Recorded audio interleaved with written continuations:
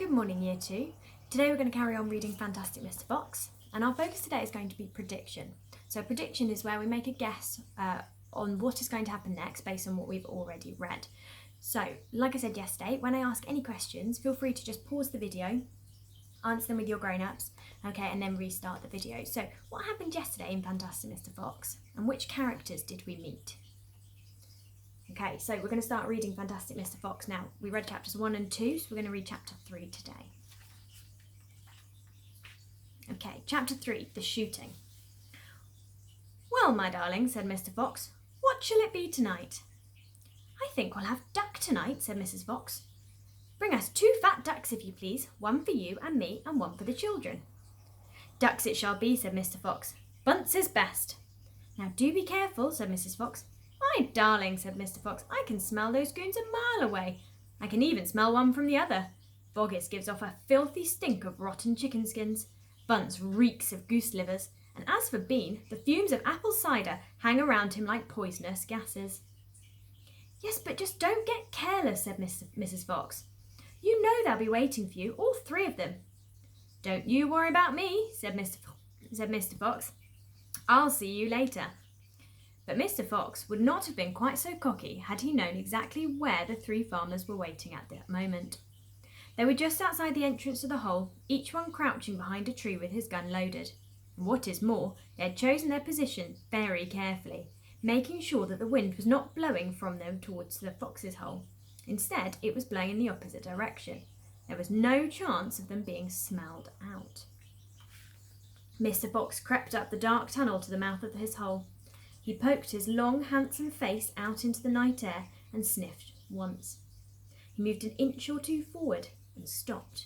He sniffed again. He was always especially careful when coming out from his hole. He inched forward a little more. The front half of his body was now in the open.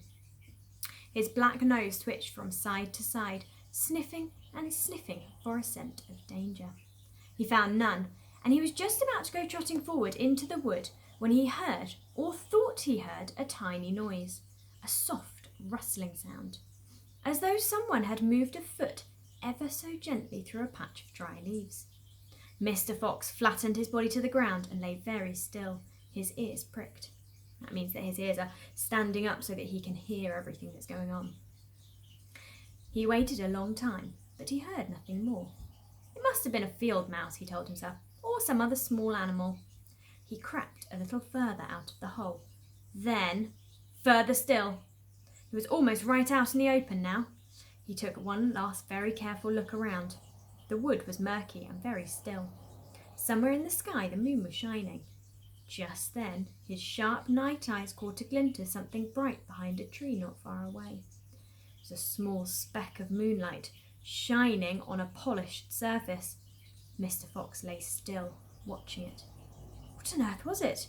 Now it was moving. It was coming up. Great heavens! Okay, we're going to stop there. Now, that's not the end of the chapter. There's still some of chapter 3 left. But what you're going to do for your activity today is you're going to write the rest of chapter 3.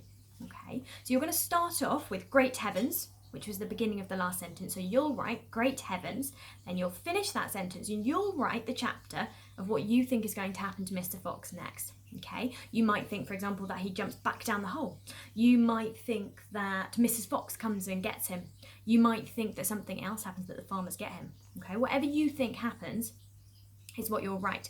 So I've just done a little example and I am going to read the start of it. So mine says, great heavens, it was the barrel of a gun. Quick as a whip, Mr. Fox leapt from his hole and sprinted as quickly as he could towards the safety of the bushes. As he ran, he heard a loud, frightening bang, and he felt something grace the tip of his pointy ears. When he reached the bushes, he thought he was safe, but unfortunately Bean spotted him and shot towards him. Mr. Fox decided to play dead because he thought the farmers might leave him alone. Okay, so that's just what I've written. Yours might not be the same as mine. Don't forget to use your capital letters and your full stops. Don't forget to make sure that your tense is consistently. Now, the whole of this book is written in the past tense. It's already happened. So don't forget that when you're writing this, it needs to stay in the past tense. And don't forget that once you finish, go back through and edit with a purple pencil. Okay? Off you go.